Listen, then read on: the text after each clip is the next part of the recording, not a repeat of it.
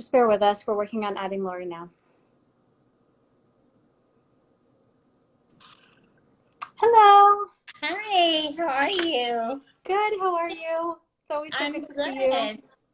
Nice to see you today. Good.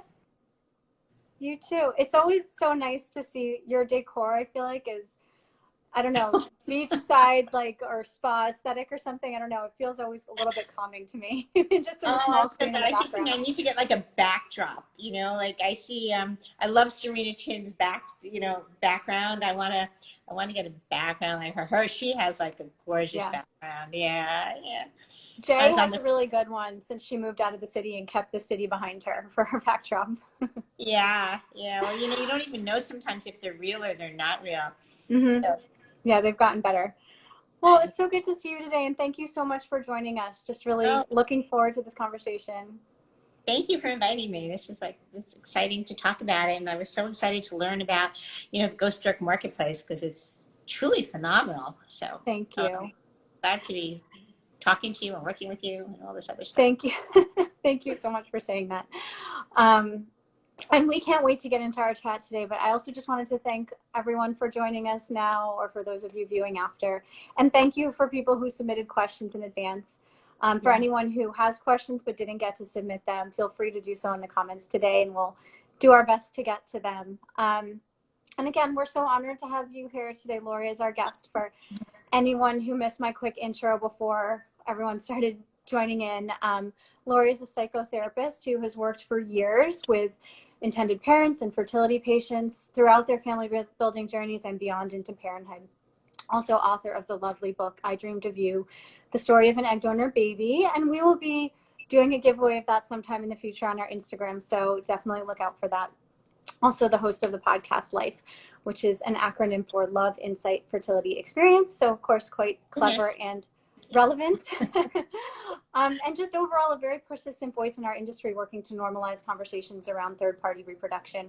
And the list goes on, quite a resume, but I will just add someone that we at GoStork really admire and love working with. So thank you again for being here. Oh, well, thank you. My goodness, it sounds, people say what you do and you think, oh my goodness, it sounds like, but really it's all just part of what I think you do when you're in the field. One thing leads to another. Look at how GoStork was founded. It's the same concept. You see a need and you start to fill the need. Yeah. And that's really what happened. And I have worked with people going through fertility journeys now for maybe 10 years or so. Mm-hmm. And it's such a special journey people go through. There's so much that touches them and so much they have to deal with and face, and on an emotional level, physical and financial. And we really want people to be as comfortable as they can be in a very uncomfortable type of experience. Right.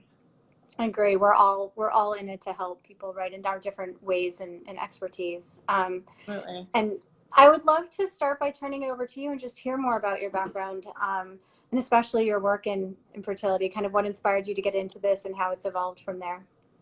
Somebody was just asking me that before. I mentioned, I think, for anybody who kind of knows me, they know I got involved in fertility standing on a street corner on 91st in York, actually. And good area. I know. And this lovely woman started talking to me. I was crossing the street, and we talked for maybe 5 minutes. Miriam Pinellas is her name. She's an acupuncturist, and I adore her. Mm-hmm. And she asked me for my card, and we exchanged cards, and she started to refer patients to me. And because she specialized in fertility, they were fertility patients. And we started to do support groups together and workshops together. And the more I learned about fertility, the more it touched my heart, and the more I was interested in working with the population. So I do have a general practice, but the primary focus of my practice is with fertility. And there's so many different types of ways of having a child. And each person's journey is special. And sometimes people who are just trying to conceive but having a little bit of a challenge have challenges with that. And sometimes when people are going through third-party reproduction, especially in the heterosexual community, it becomes very challenging because it's not what you thought it would be. Mm-hmm. And when it's not what you thought it would be, it becomes that much harder. Yeah. And so through that, people had a lot of questions that I really didn't know the answers to. And so I tried to get the answers by talking to people, and many of those people were experts in the field. And so I started the podcast. And the book really came out of conversations also with people. I think it's important to become comfortable with your story when it's one of third-party reproduction. And so in order to become comfortable with the story, you have to be able to tell your story. And writing your story is important. And it's something that can be very painful and very cathartic at the same time. And so I wrote the book, I Dreamed to Be the Story of an Egg Donor Baby. And I do want to mention that the proceeds are going to go to the effort that I'm working on now to normalize third-party reproduction. So at this point in time, I want those proceeds to go towards this effort. And so we started doing that. And then through that work, I realized that people who raise children that are born through third-party reproduction or that are raised through adoption, many times it's information that makes them feel not 100% comfortable. Or makes the mom or the dad feel not 100% comfortable. And so they'll go to the doctor and they may not mention it. Or they'll be filling out an application and they have to fill out the word other. And that's unfortunate. You know, that's something else that really kind of touches me, because why should anybody not be proud or comfortable with the way that they were conceived or how they were raised? We all deserve that. We all deserve to be comfortable with our birth story and our you know, our families. And so that was really the purpose behind this. I had women telling me that they weren't sure if they should be telling the doctor. I've had adults tell me that they forget that they were conceived a different way or raised through adoption when they go to the doctor. And I've had others, you know, just start to bring up a host of feelings. So that's really the reason why I started the initiative. And it's amazing because it took a couple of years, I would think, maybe less than a couple of years, to get it off the ground. And I needed to contact people who were willing to support it. But once I got through to the right people, like Camille Gante, who's a fabulous actress, who's a fabulous advocate, it's a light bulb moment for everybody. It's like, of course we should ask this question. Right? Because it helps on an emotional level and on a physical level. And if we could start in the hospitals, then we're starting where it started. And then we're allowing people to have the conversation with a healthcare provider, and we're allowing people who are not part of a fertility journey to understand that it's just yet another way to be raised or be conceived. Absolutely. Yeah, I'd love to get into this more specifically. You know, thank you so much. I wanted you to give an overview of this initiative, and with the caveat that it's not just about the forms. What are some of these forms that need to be more inclusive, whether it's different types of medical intake forms? You know, there's something that parents fill out with their pediatrician, or even as kids get older that they fill out in college. Like, what are some of the specific forms that people might not even realize aren't inclusive enough that you're working to change? We don't want people to feel like an other on a form or in society. And so can you just talk about that a little bit more and what you're doing to work to change that? Well, you just said it perfectly, honestly. Well, Any form that requires a family history. Right. So when we have a family history, it says mother, father, sibling, other. And nobody's an other. And the whole concept of somebody being an other just doesn't really make sense. It should really be mother, father, sibling, donor, adoption. And I think that, and this can be on medical forms, it could be on doctor's forms, it could be on college application forms. These are the standard forms. And if you think about it, who wants to go to college and have to then again think about how they were conceived or how they were raised? It just doesn't seem right. Because they were raised with lots of love, and they were raised with people who care about them and wanted them there. You know, and I don't want to say that people who were raised without third-party reproduction were not raised with a lot of love and caring, but especially those raised that way, because they were really, it was really a struggle to get them here. And I just imagine on an emotional level, if you're a parent who's just filled out a form and nothing applies to your child, for example, it might be harder to bring up the conversation with the doctor, right? So how do we better emotionally support parents and anyone talking about either how their children were conceived or how they were conceived, aside from just the forms, but like there's conversations out there that we can help people feel more comfortable with, right? Yeah, I think, you know, the trend is transparency, total transparency. I do believe in it in terms of the research. It shows that children do better when they learn younger. And that was the purpose of the book that I wrote, so that you can comfortable telling the story, and I suggested people to start to tell the story to their belly when the baby's in the belly, or when they're that was one of my expecting. questions.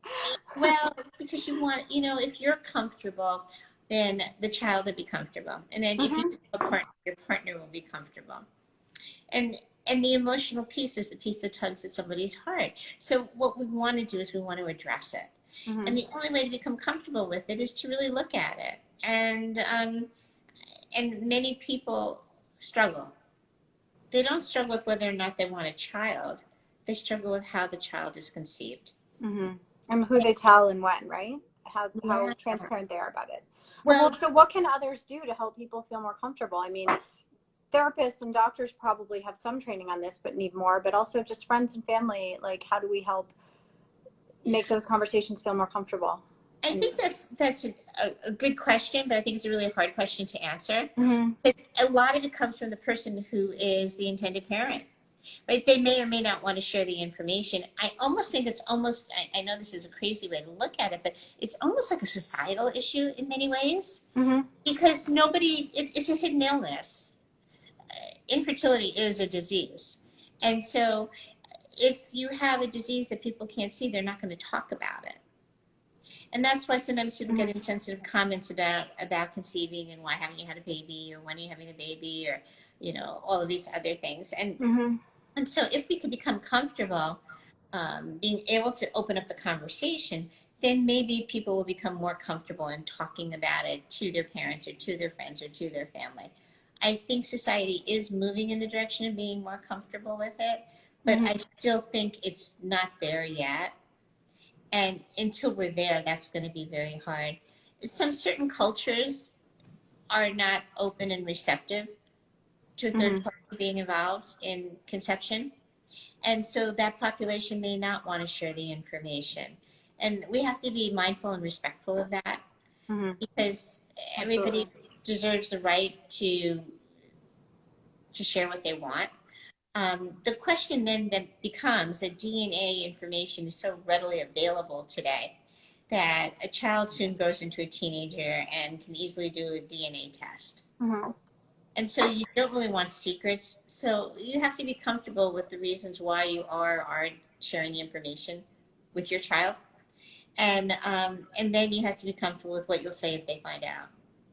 Absolutely. And given what you just mentioned about that the studies show, and we've talked about this in the past too, that children are just really comfortable in their own skin if they've kind of known all along how they were conceived. I love that you say to tell the story, to the baby while you're pregnant, or if you have access to your surrogate, things like that. But when is the best time to really start talking about it? And what's some of your advice? Like, is there certain phrasing or ways to support it that you've seen worked well? And your book, but are there certain books that you are good to lots of accompany? books. I mean, there are a lot of books out there, and everybody can find a book that works for them. Right. I think honestly the best story is the story you write yourself. Right. So most of the people who I work with going through this, I really encourage them to write their own story. Oh, I love that. Yeah. It's important, right? Because the book I write or the book somebody else writes, they're a tool. But it's like Lisa Schumann's book that helps write your story into the Center for Family Building. She has a book where you can write in your own story into a template. Yeah, it's fabulous. That's what you want to do. At the end of my book, I have a page where you can write your notes to about why you dream. Yeah. And so it's important to write your own story, because what happens is when you're comfortable, then your child will be comfortable. And until you're comfortable, the child will have a hard time. And so that's the purpose of it. I don't think it's ever too early to start writing your story or telling your story. I have one person who didn't want to tell anybody at all, and she sings stories to both her children every night that she made up. Different one for both egg donor babies. And they will know their story. I spoke to somebody, maybe 2 years ago, whose mom would sing a story to him every night about being born as an egg donor baby through gestation, through actually traditional surrogacy, which we don't really talk about any longer. No. And and he knew she'd sing this song to him every single night, and then after that she'd read a bedtime story. And so he just knew, and he felt very comfortable in his own skin. So that's what happens. When we find things out later in life, sometimes it becomes a little bit more difficult. So in terms of, like, going back to your other question, in terms of telling friends, family, other people, the most important thing is that you can be as comfortable as possible in telling your story first, and then people will accept it. That's perfect. Yeah.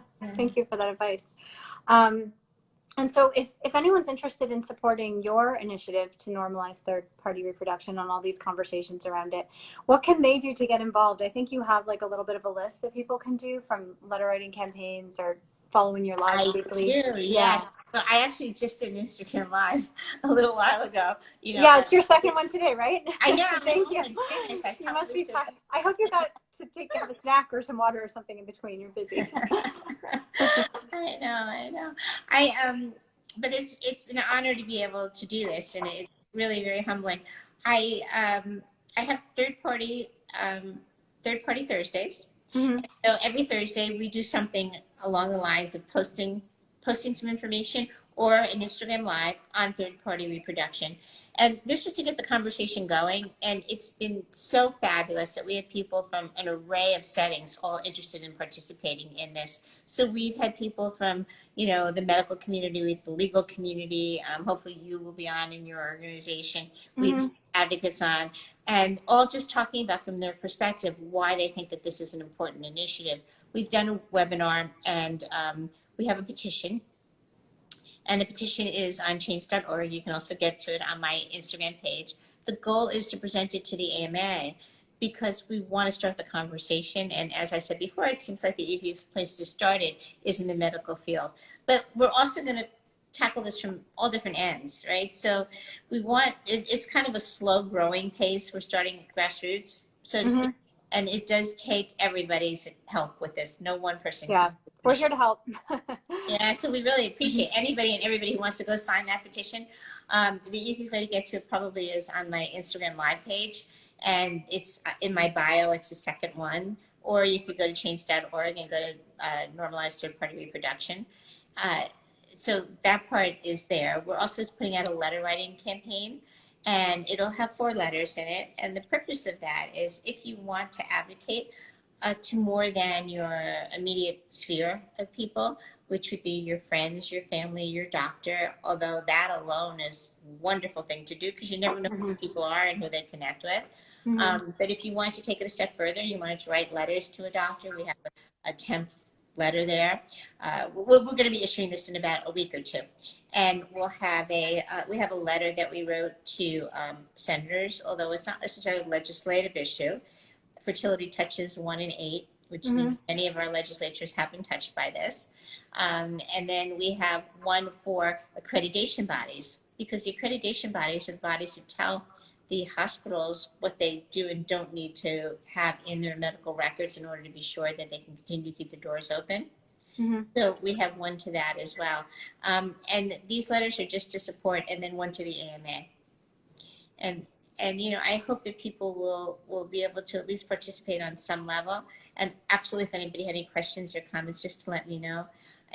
The goal is really for everybody to be comfortable with who they are and how they came to be. And where can they find all this? On your website or Instagram? The letters are going to be on my website. Okay. It's a little bit soon. It'll probably be a week or 2. The letters are written, but we're just I'm adding a page to my website for the letters. And then maybe we'll just do a link in the bio to the website for the letters. So they'll be there. And if anybody wants to help in any other way, just reach out to me on it. There's no reason why people can't be comfortable with how they were conceived. I always say we all are conceived the same way. We need an egg, a sperm, and a uterus. That's it. And we're all the same that way. There's no differences. Absolutely. Yeah. And if anyone can share this on your social media, just like people telling their story, it all helps to get more people involved and informed if you're comfortable, right? Yeah. I mean, why be uncomfortable in your own skin, especially when you're brought into the world this way? Absolutely. And then aside from this initiative, I'd just love to hear, other ways in general that you support, I think through your own work and through support groups and things like that. What are some of the resources and ways that you support people going through their family building journey? That it's always such a roller coaster. So it is a roller coaster, isn't it? Because it's like up and down. And the reason why it's some of these things, I have this one woman I work with, and I adore her, even though she's always saying, that's so cliche. It's so cliche. And there's a reason for these cliche statements, and that's that it's because they're true. And you could be really tired of hearing them, but they're just true. It's a journey nobody wants to have to go on alone. But what happens is it becomes so private and so overwhelming, and it seems like nobody ever says the right thing. So you become more isolated, and you do become more alone when you become more isolated. So support groups, I think, are a fabulous way of gaining, that support you need, and hearing that other people are going through the same thing. Some people don't like the idea of a group initially. They maybe want to seek out individual therapy, and that's really helpful. Sometimes when I'm talking to couples, whether they're straight or they're gay, it doesn't much matter. And I just ask the partner how they're doing. You see this huge sigh of relief, right? Because nobody really pays attention to the partner that much. And they're going down this road also. And what are some of the most common themes that you see people going through? I mean, obviously every journey is so unique, but there's some just really universal struggles, high points, low points that come up. Just what is that you see to help others out there not feel so alone if they're going through the same thing? It depends on the person. Yeah. That's really what I say. I get asked that question, and it's so personal, because you have some people that are very private to begin with, and people that are so private to begin with, then they're not going to share a lot of information. And they have other ways and other coping skills that they've used through life that just help them to do that. And then other people, they have more of a kind of an emotional support system they go to, and then they share information that that they kind of test the water, so to speak. People go from privacy to secrecy with this, or secrecy to privacy, right? So what happens is they start to not tell people what's going on, and initially they may feel like it's a secret, but when you think of the word secret, what comes to mind? Like, I ask people, something negative or something that you a little sinister. Yeah, you're withholding something. I almost didn't want to say that, but and something. I know the word sinister can kind of. It's not your fault. But it's not. It's private, and we're allowed to have privacy until we're ready to want to share. And so that's a big one. And sometimes we're more comfortable sharing with people going through the same thing because we feel more understood. So that's a big piece of this whole thing that many people go through, that isolation and feeling alone. And you really don't have to feel that way. There's so many people going through it. And actually, if you just go on Instagram Live, you can see that, or Instagram's period, you can see that. Absolutely. The interesting thing is I have a lot of people I work with who don't want to sign up for Instagram pages because they don't want people to see who they're following. And you can create a different account that's just related to your fertility journey and keep it separate from your personal account, Yeah. A lot of people do. And people also do that with, like, if you're in a certain religion where you don't feel comfortable sharing as much and things like that. So well, the religion, and you can always not look at one if you're having a bad day and you don't want to see birth announcements or things like that. You can turn it off too. That's another coping mechanism, right? I think that's great. I also think that whatever coping mechanisms whatever kind of makes you smile, I think is a very good coping barometer. And I always use that analogy because if you smile at something, then your endorphins build up a little bit, whether it's a lot or a little. And people talk about gratitude, but sometimes when you're feeling very down and you're on that downward, part of that roller coaster, it's hard to conceive gratitude, but it's easier to tune into a smile. And so I do believe in paying attention to that. I believe in taking a moment to gain some perspective. I believe in taking some breaths. I believe in exercise if you're physically able. I believe in anything that involves the mind-body connection, because the mind-body connection keeps, if you keep your mind-body, if you keep your mind busy and you keep your body busy, then your mind's not going to wander. Right. And you're focused, and that could be relaxing. And to do other things that you love doing that are good distractions instead of just focusing on your fertility journey 24/7, which can be hard not to do, right? I think it's impossible sometimes not to do. Yeah. So the other thing is I always tell people, don't tell yourself you can't think about something, because it's impossible. You're And gonna you will, yeah. It's like having that piece of chocolate cake in the house. If you love chocolate cake, right? You're gonna eat it. It's just, it's there. So you have to figure out how much of it you're gonna eat. If you find yourself like going around in circles and thinking about it way too much and it's becoming overwhelming, then I would really recommend giving yourself a time limit and saying, you know what, I'm going to give myself 5 minutes to think about this, and then I'm going to try and figure it out a little bit. I'm going to try and see really what the components are that are getting me so upset. So almost taking it out of your body as an object and looking at it and looking at all the different sides and the dimensions of it. So if you're upset or you're anxious, look at that anxiety and understand it and where it's coming from. And if you can understand it, then you can then begin to reduce it. Yeah, like rationalize it. Try to take a step outside, right, and think about it almost cognitively instead of emotionally. Is that the right way to say it? Well, if we use an example, we can use an example of it. You know, I was talking to somebody the other day who was telling me that that she was feeling a lot of twinges and pain. Well, her stomach was stretching, you know, because of the pregnancy. So she was feeling twinges and pain, but she was so nervous because she had so much loss beforehand that any kind of twinge and pain would increase her anxiety.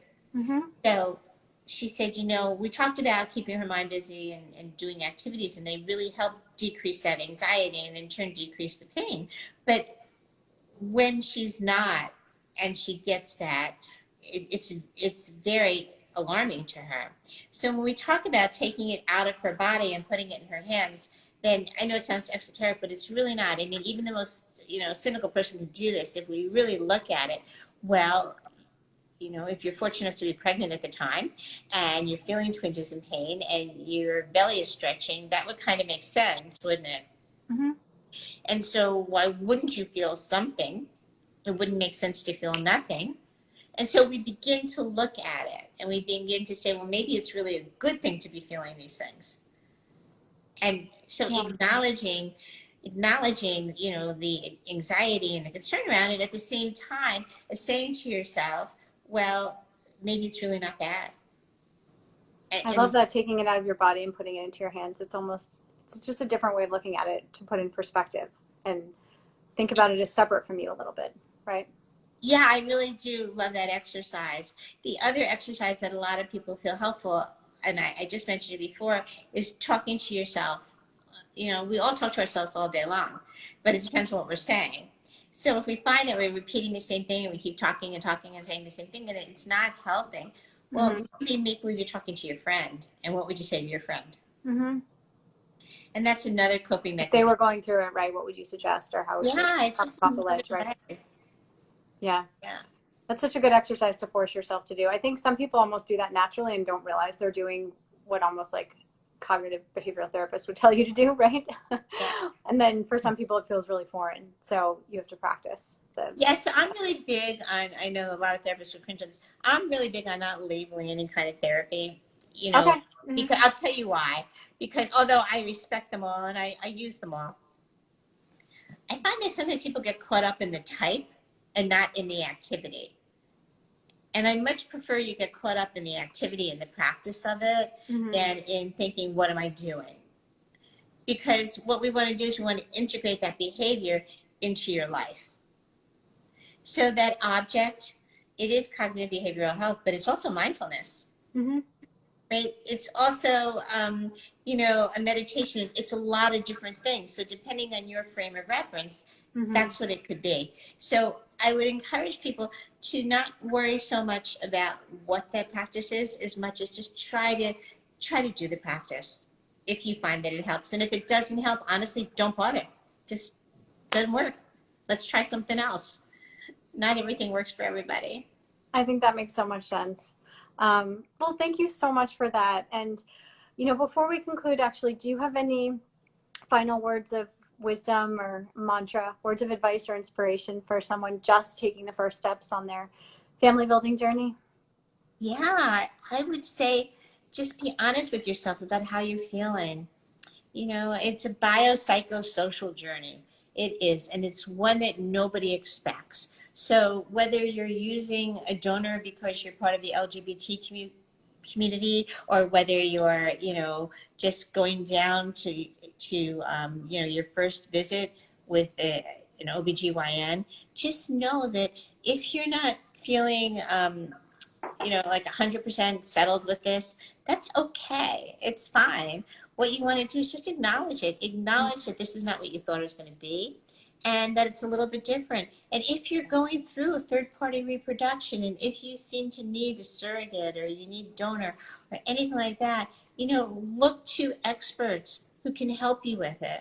Mm-hmm. You know, that's why I love GoStork, this marketplace. Thank you. Because you're giving people like the tools, you're giving them the information they need right there at hand. When you go through third-party reproduction, I find many people, especially the solo moms, and the people that are not don't have a partner. So whether it's LGBTQ or whether it's a solo parent, they are then faced with trying to find their other half to have this child, and that is an overwhelming task.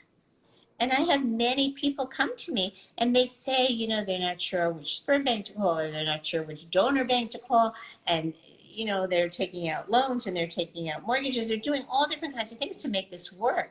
And it's incredibly stressful. Yes. So it is, right? And so when you think of that, it's important to recognize that third-party reproduction is a journey unlike the others. Because it does touch that much more. I think it's so important what you were saying, just about acknowledging what you're worried about or what you're confused or concerned about. And I think, thank you so much for, you know, your kind words about GoStork. I think it's been really interesting for us to see in our journey throughout our first year in business, and seeing just thousands of intended parents join us from around the world. And while we do provide like that free resource to find the information you need and to find the providers you need, whether it's an egg donor, surrogacy agency, a loan, right, fertility clinics coming soon, but we found that one thing people also really needed was a one-on-one call. And our founder, who's gone through surrogacy and egg donation, and obviously, you know, working with an IVF clinic is part of that, and just going through it, starting as a single gay man and meeting his husband along the way, and having to piece together his journey for himself and figure it out. And now knowing all the, like, you know, all the owners of the providers on our platform, it's one-on-one calls when people can just be open about what they're confused about. What's my roadmap ahead? What are my first steps? How do I choose? All of those things they find so valuable. And I think they find it helps when they just, you know, accept the offer to do a call like this and to ask all the questions they have to someone who's gone through it. And so I also, you know, it's just like so many people say, when you start your journey, you don't always think, okay, even if I'm not going to therapy, I should start therapy to get me through this journey, and acknowledge what I'm afraid of and what I'm going through, and find that support along the way. And just don't keep it inside, because you're going to start to feel more alone than you might already, right? Absolutely. Absolutely. I think that the one-on-one consults that are provided are fabulous. I find that when you talk to somebody, it's just a relief. You know, I see that people feel that relief, even if it's just that initial phone call I have with somebody. It's just to be able to connect with somebody who can listen to you and understand, and doesn't really necessarily have that investment in being a grandparent, or being, you know, an aunt or uncle, or, you know, a pseudo aunt or uncle, you know, if it's a friend. Or so when you have that conversation with somebody who could just be there for you and listen, it could be invaluable for many people, as the support groups. And I find also when I do workshops, that people in workshops also have a connection that they make with others. There's something about being in a room filled with people going through what you're going through, or maybe not in a room today, but maybe virtually. A virtual room, yeah. Yeah, it's true. But, you know, I've been running support groups through this whole pandemic, and they work. And one of them that ended a few months ago, the women are still meeting at the same time on the same day. And actually, that was not the last one. That one was maybe two before that. The last one, they meet for brunch all the time. So the people are connecting, even though it's virtually, and they are staying in touch, because it's something where you want the support. Yeah. And Yeah, I mean, I've been to some of these things as well, and I found them so helpful, whether it's related to going through your fertility journey or even after. Like I spent a month in the NICU with my son, and Oh, there's certain like groups you know you can connect with people that have gone through something similar because each experience is so specific in itself, but then there's such universal, you know, experiences walking through that. Like if you're a NICU parent, you've gone through very specific things that are different. And I think it's so good to connect with others that have gone through something similar and be open and, you know, just bring things up and feel comfortable. You'll start to see, even if you're the first one who talks, then you'll see everyone else open up and start talking. yeah. I was talking to a young lady earlier this week who's she's young for a fertility journey, and she is part of a religious community. And Mm-hmm. she doesn't want to be the first one to come forward and say that she's going through this. And because, you know, many of the religious communities don't look at donor conception as something in a favorable Right. light. And she's just wanting to connect with somebody in the community who has gone through this. And it's really pretty profound when you can't. And I think we're starting to see some of those Instagram communities form where some people have profiles that they're open about who they are and others aren't, but at least they can follow and see what others are going through and, you know, get tips Yeah. and advice along the way. So, yeah. It's, Well, thank you again so much for everything you've shared today and oh, thank you. everything you do every day, one-on-one and, you know, in general to support the community. Is there anything else that is coming up that we should look out for that you're excited about that we can kind of join or support or watch for? Oh, well, thank you for asking. Yeah, I mean, I would love it if people would tune in for the tune in actually to participate, not just to listen, but to participate with the survey, not the survey. I apologize, with the petition.